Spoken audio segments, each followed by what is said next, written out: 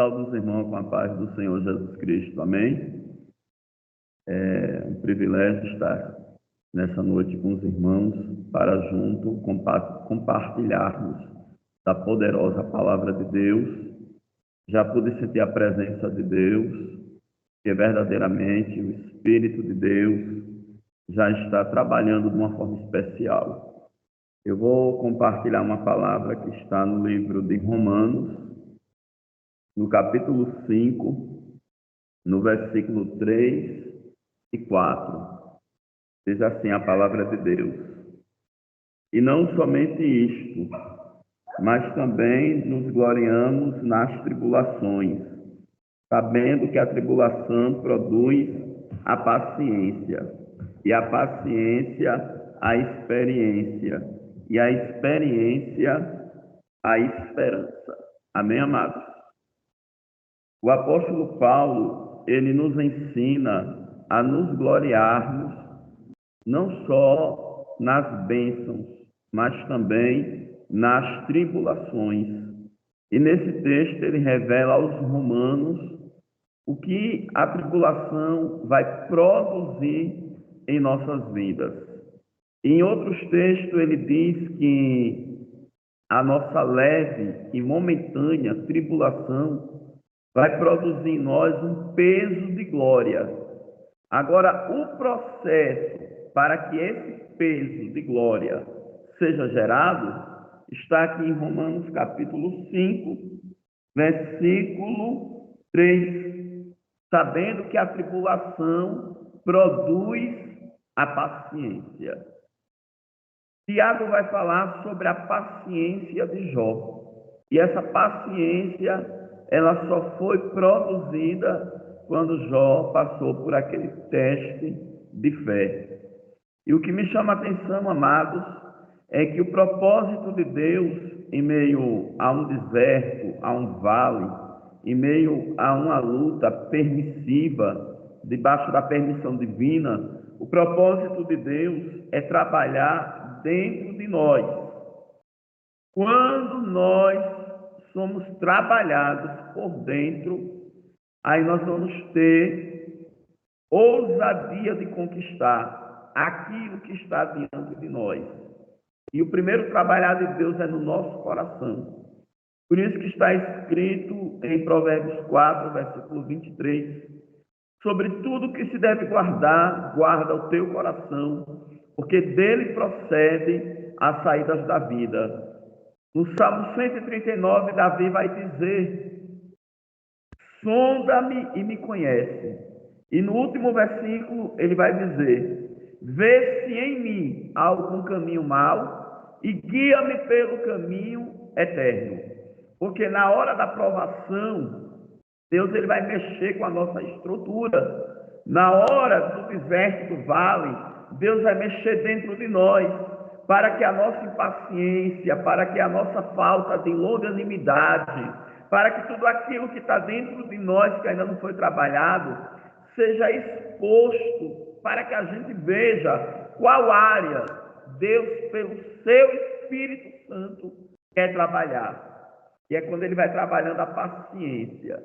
Porque a paciência, ela vai nos levar a crer e a esperar. É tanto que o salmista Davi, no Salmo 40, ele diz: esperei com paciência. Então, a esperança é só para quem tem paciência. Esperei com paciência no Senhor, e ele se inclinou para mim e ouviu o meu clamor. E é nesse momento que Deus vai trabalhando no nosso coração. E até os nossos pecados inconscientes, até os nossos erros ocultos são revelados na hora da peneira de Jeová. Por isso que o salmista falou: expurga-me dos erros que me são ocultos. Porque às vezes nós temos alguns erros inconscientes, nós temos algumas falhas inconscientes, mas na hora da prova, a gente vai se enxergando, a gente sente que o Senhor nos sondar, e aquilo que era oculto aos nossos olhos, o Senhor ele traz à tona, para que haja um aperfeiçoamento. a pastora dirigente, ela falou que o deserto é lugar de aprimoramento, e é justamente isso, porque está escrito em Provérbios 4:18, a vereda do justo é como a luz da aurora, que brilha mais e mais até ser dia perfeito. Então Deus, ele vai nos aprimorando, nos aperfeiçoando.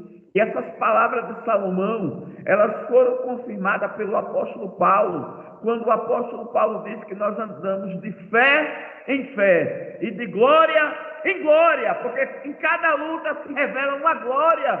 Deus falou em Ezequiel, vai ao vale, e ele disse que quando foi para o vale, ele viu a glória de Deus, da mesma forma como ele tinha visto junto ao rio Quebar. Então, amados, a glória de Deus, ela é revelada. A glória de Deus, ela é manifesta. Por isso que está escrito em 1 Pedro, capítulo 1, versículo 7. Para que a prova da vossa fé, que é mais preciosa do que o ouro, que perece e é provado no fogo, se achem honra, glória e louvor. Olha, honra, glória e louvor na revelação de nosso Senhor Jesus Cristo. Então Deus, ele sempre vai revelar a sua glória em meio à luta. E é tremendo, porque depois de um teste de fé vem a aprovação. E a aprovação para os aprovados vem com recompensa. Porque está escrito lá em Hebreus 11, versículo 6, aquele que se aproxima de Deus, creia que ele existe, e que ele é galardoador daqueles que o buscam. Então, quem busca Deus tem recompensa, é galardoado. Porque quando ele se revelou para Abraão, ele disse assim: Abraão, eu sou o teu escudo e o teu grandíssimo galardão. Deus, ele tem galardão, tem recompensa para aqueles que estão na presença dele. Toda luta, ela vai ter um propósito de benefício, de vitória, porque todas as coisas cooperam para o bem daqueles que amam a Deus. Deus sempre vai tirar um benefício daquilo que parece que é improvável, daquilo que parece que é utopia. Utopia é fantasia. Jeremias passou uma prova tão grande que ele disse assim: Senhor, não me iluda. Ele pensou que Deus estava iludindo ele. Não me iluda. Porque tem momentos que parece até que a gente está sendo iludido por tantas promessas. Mas o nosso Deus não é Deus de ilusão. O nosso Deus é Deus de visão. Eita, mistério. E a visão é dele. Porque a Bíblia diz que ele é o Pai das luzes. E a Bíblia diz que toda boa dádiva vem dele. E nele não há sombra e nem variação. Mesmo quando o seu alvo pareça ser utopia, continue acreditando que o seu alvo é uma promessa de Deus. Continue acreditando que o seu impossível vai ser possibilitado pelos céus, porque para o nosso Deus nada é impossível. Eu vivi algum tempo da minha vida debaixo de grandes provações. Hoje eu resido em Brasília, estou agora aqui no Goiás. Vim pregar em Goiânia, aqui em Aparecida de Goiânia. Mas, alguns anos atrás, o Senhor me tirou de Alagoas e me levou para Sergipe. E lá em Sergipe, com 19 anos, eu fui o primeiro jovem a dirigir uma congregação da Assembleia de Deus. Mas ali eu entrei no vale. Eu fui morar numa favela, dentro do mangue, só tinha barraco de tauba. E eu construí um barraco lá no meio dos barracos lá do povo, porque Deus tinha um propósito. E o propósito de Deus era salvar os traficantes, os viciados e as prostitutas. E eu fui morar dentro do mangue, no barraco de tauba, era só um vão. Mas quando eu estava naquele vale, Deus me fez promessas tremendas, tremendas. Primeiro, Deus manifestou a glória dele, começou a salvar as esposas dos traficantes e batizou elas com o Espírito Santo e com fogo. Jesus começou a salvar, a matança acabou, o terror do mangue acabou. Jesus entrou naquele mangue e o nome dele foi glorificado. Mas quando eu estava dentro daquele mangue passando prova de pão, de vestes, dirigindo uma obra da Assembleia de Deus, num bairro chamado Piabetinha, Deus começou a me dar visões. Deus me mostrava de madrugada, eu no aeroporto. Deus me mostrava eu dentro do avião. Deus me mostrava as nações.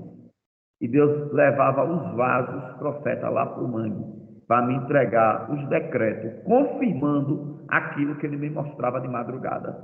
Porque ele diz, falaria eu e não confirmaria, ou prometeria eu e não faria.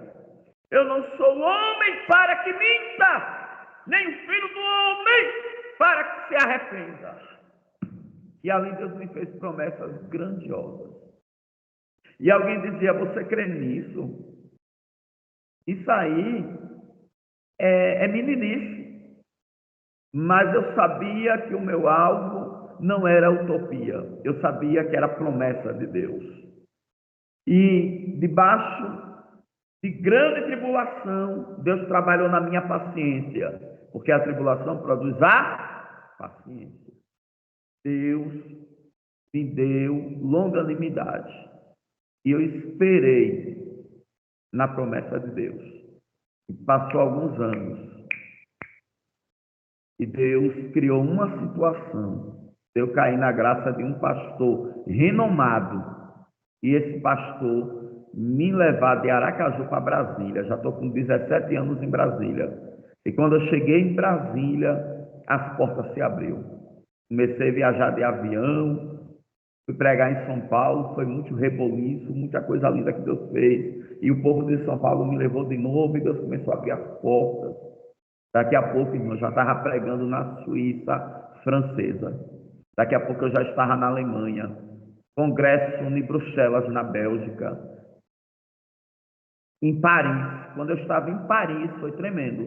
Porque eu fiquei num hotel e eu tomando banho de banheira e eu me lembrei do mangue. Porque lá no mangue o banheiro era um quadradinho com aquelas palhas de coqueiro e uma arlona assim cobrindo. E Deus falou comigo, do mangue para Paris. Vale a pena esperar com paciência. Glória a Deus. E coisas que eram impossíveis naquela época para mim, se tornou possível. Agora, eu tive que pegar a chave da paciência. Esperar com paciência. Porque tem momentos que a gente passa por um deserto tão extenso, um deserto tão longo, que parece que a luta é interminável. Mas eu quero lhe dizer que a sua luta não é interminável. Eclesiastes 7, versículo 8. Melhor é o fim das coisas do que o princípio delas. Então, isso quer dizer que vai ter um fim no seu problema. Vai ter um fim na sua luta. Vai ter um fim na sua aprovação. E o melhor está no final. Glória a Deus. Porque Ele é o autor e consumador da nossa fé. Então, a sua história, ela vai ser consumada pelo autor da sua fé. Porque, às vezes, a luta vem nos consumir. E nem o Senhor usou o profeta Joel para falar com o povo de Judá.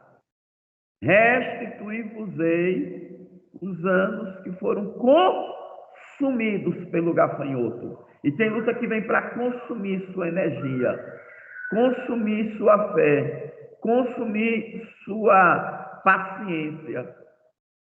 Mas Deus diz que vai restituir os anos que foram consumidos pelo gafanhoto. Sabe por quê? Porque ele vai trazer consumação dos fatos. Até Jesus, quando estava no alto da cruz, para expirar ele disse: Pai, está consumado. Ou seja, a morte não estava consumindo ele, mas o Pai estava consumando o sacrifício. E o autor e consumador da sua fé vai consumar a sua história. Oh, aleluia! Se prepara, meu irmão, porque vai ter remate. Remate é desfecho da história.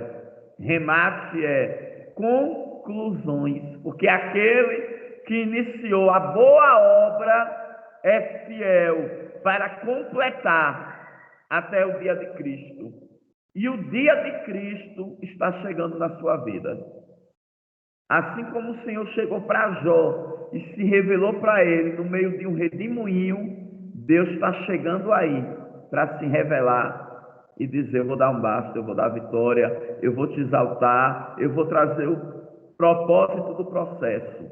É interessante que Deus se apresenta para Jó no meio de um redemoinho. E o redemoinho, ele é devastador por fora, ele causa reboliço, causa dano, mas por dentro ele tem uma brisa, e essa brisa chama de efeito tranquilidade. O que Deus quis dizer para Jó: ó Jó, esse vento que veio derrubando tudo, eu tenho um propósito, porque eu estou no meio do redemoinho, eu estou dentro do redemoinho, e dentro do redemoinho tem a brisa, o efeito tranquilidade. Então, depois de um vento que causa danos, que causa destruição, vem a brisa, Deus dizendo: ó, eu estou dentro e eu vou trazer paz, eu vou reconstruir o que foi destruído, eu vou restituir o que foi levado, o que foi roubado, eu vou mudar a história. Glória a Deus. Então se prepara, meu irmão, porque Deus, ele tem surpresa. Deus, ele tem novidade. Deus, ele tem coisa nova. Não fique preso ao que você está vivendo agora, mas se agarre. Foque na promessa, que nem disse Jeremias: vou trazer à memória aquilo que me traz esperança. Aleluia! Que coisa boa é ter esperança. Jeremias disse: bom é ter esperança. A minha alma aguardará em silêncio a salvação do Senhor. E é maravilhoso nós ter esse privilégio de esperar com paciência no Senhor e viver cada dia o seu dia, porque nós não podemos ficar ansioso, querendo adiantar as etapas, porque você não vai conseguir pular etapas. Tem etapas que você vai ter que passar. Então, viva cada dia o seu dia e pergunte para Deus: Deus, o que é que o Senhor está querendo de mim diante dessa angústia? O que é que o Senhor está querendo me ensinar através desse levante? Deus, qual é o mistério dessa perseguição? Aí Deus, ele vai trazer em revelação. Deus vai trazer resposta. E você vai entender o trabalhar de Deus na sua vida. Por isso que no Salmo 90, versículo 12, Moisés disse, nesse salmo: ensina-nos a contar os nossos dias, de maneira tal que alcancemos coração sábio. Então, tira proveito dos seus dias de vale, tira proveito dos seus dias de deserto, tira proveito dessa luta, porque Deus quer que você aprenda a contar os seus dias. É muito lindo, porque é nesses dias difíceis que o Espírito Santo fala conosco. É nessas noites escuras que Deus, ele traz mensagens. Porque Miqueias disse: não se alegres, inimiga minha, ao meu respeito. Porque ainda que eu tenha caído, o Senhor me levantará. E ainda que eu habite em trevas, o Senhor será a minha luz. E no Salmo 19, versículo 2, o salmista disse: um dia faz declaração a outro dia, e uma noite mostra sabedoria a outra noite. Porque a tribulação vai produzir o quê? Sabedoria. A noite escura vai trazer para você sabedoria. Por isso que o salmista disse: de noite a sua canção estará comigo. Glória a Deus. E a Bíblia diz que perto da meia-noite, Paulo e Silas, da lá Redecamastro, eles oravam e cantavam hinos a Deus. E de repente veio um terremoto tão grande que os alicerces da prisão foram abalados. Cante, porque Deus vai abalar os alicerces. Deus vai mover na estrutura da situação. Sabe para quê? Para trazer firmeza, para trazer porta aberta, porque a prisão de todos foram abertas. Terra, manto, Arabandagachemenegai. Deus tem porta aberta. Deus está movendo os alicerces da casa para abrir as portas. Deus está mexendo na estrutura para abrir as portas. E as portas se abrirão e não se fecharão. Aleluia!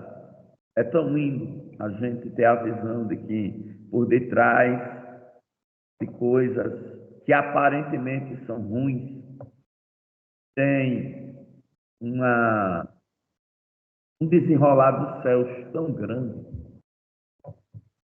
tem uma manifestação de Deus tão ímpar, tão pura, porque Deus é perfeito em todos os seus caminhos, e a vontade dele é boa, perfeita e agradável. E Deus, ele não erra. Deus, ele não se engana. E Deus também não se distrai. A Bíblia diz que o guarda de Israel não tosquenejará, não dormirá. E ele está olhando para você. E ele está te contemplando. E ele está dizendo para você nessa noite: eu te conheço. Eu sei as tuas obras. Ele está dizendo: na tua pouca força não negaste o meu nome, mas guardaste a palavra da minha perseverança, ou seja, da minha paciência. Por isso que a tribulação produz o quê? Paciência. Ainda estou no tema. A tribulação produz o quê? Paciência. Glória a Deus. E ele está dizendo nessa noite para você: eu te sondo, eu te conheço. Eu acho lindo porque quando ele respondeu à oração do povo que estava escravizado no Egito, ele falou para Moisés dizendo: eu conheci as suas dores e eu os livrarei da mão dos seus exatores. Aqueles que estavam ali, olha, oprimindo o povo, cobrando trabalho e mais trabalho. Deus dizendo: eu vou te livrar da mão dos seus exatores. É tremendo porque o povo no Egito, eles estavam trabalhando que nem escravos. Sabe para quê? Para realizar os sonhos de Faraó. Construir Pitom, Ramsés, as pirâmides, e o povo ali trabalhando para construir os sonhos de Faraó. E lá do céu, Deus vendo vocês não vão mais trabalhar para construir os sonhos de Faraó. Vocês agora vão construir os meus sonhos. E sabe aonde os sonhos de Deus foi revelado para eles? No caminho do deserto. No caminho do deserto, eles receberam a lei de Deus, a lei espiritual, que é o decálogo, os 10 mandamentos. Eles receberam as leis cerimoniais religiosas e eles receberam as leis civis. E Deus estava dando a eles um perfil de nação, porque no deserto eles receberam leis civis, leis cerimoniais e leis espirituais. Ali eles receberam um perfil de nação, porque até o momento eles eram tribos nômades, eles não tinham perfil de nação, eram só tribos, mas no deserto eles receberam o perfil de nação. Sabe para quê? Para quando eles chegarem em Canaã, já chegar com formato de nação. Eu tenho uma notícia para você: esse deserto que Deus está permitindo na sua vida, Ele está lhe dando forma de vaso, sua forma ministerial, sua forma dentro do projeto dele, para quando Ele lhe exaltar, você está na forma que Deus quer. Oh, maravilha! E no deserto Ele lhe dá o perfil. Eita mistério! Oh, glória! Deus está lhe formatando no deserto. Terra, mundo. E eles chegaram em Canaã já como nação. Negócio de tribo nômade não, somos nação. Nação eleita. Glória a Deus. Por isso que eles tiveram que passar pelo deserto. Porque eles precisavam chegar em Canaã como nação. Porque eles iam conquistar territórios para se estabelecer. E o que Deus faz na nossa vida é para nos estabelecer. Deus, Ele vai nos estabelecer. Por isso que está escrito em Isaías 33, 6. Haverá estabilidade em todos os seus tempos. E a salvação, a ciência, a sabedoria do Senhor será o vosso tesouro. E quando Deus ele estabelece o nosso coração, a gente vai estar pronto para viver estabilidades ministeriais, até materiais, que a gente vai estar com o coração trabalhado, a gente vai estar pronto para viver aquilo que Deus tem para nós. É tanto que tem um salmista que ele diz: preparado está o meu coração. Para quê? Para receber a vitória. Preparado está o meu coração. Então Deus está te preparando para o novo. Deus está te preparando para uma nova fase. Deus está te preparando para viver a promessa, porque aquilo que há de vir virá, não tardará. Espera mais um pouquinho de tempo, sabendo que primeiro temos que fazer a vontade do Senhor para que depois possamos alcançar a promessa. Porque o meu justo viverá da fé. E se ele recuar, a minha alma não tem prazer nele. E quando nós estamos no processo, vem muito desânimo, a vontade de recuar, de retroceder, de desistir. Mas Salomão fala em Provérbios 24:10, não se mostre frouxo no dia da angústia, senão a sua força será pequena. E Joel capítulo 3, versículo 10, parte C, ele diz: diga ao fraco, eu sou forte. E o apóstolo Paulo, em 2 Coríntios 12, 10, ele diz: tenho prazer nas minhas injúrias, nas minhas tribulações, nas minhas perseguições, nas minhas fraquezas, porque quando eu penso que eu estou fraco, eu sou forte. Ele diz assim: quando eu penso que eu estou é estado é passageiro. Então, o fraco é um estado. Quando eu penso que estou, é estado, é passageiro. Quando eu penso que estou fraco, aí ele diz: eu sou forte. Então, eu sou é permanência. Então, a fortaleza é permanente. E a fraqueza é passageira. Quando eu penso que eu estou, passagem, estado, eu sou forte, permanência. Porque eu sou é a sua identidade. Você é aquilo que Deus projetou para que você fosse. Eu sou o quê? Nação eleita. Eu sou o quê? Povo adquirido. Eu sou o quê? Sacerdócio real. Eu sou o quê? Mais que vencedores em Cristo Jesus. Eu sou o quê? Virgem prudente. Eu sou o quê? Ovelha. Eu sou o quê? Chamado, não escolhido. Terra, monte. Eu sou o que a Bíblia diz que eu sou. Entendeu, amados? Isso é permanência, é identidade.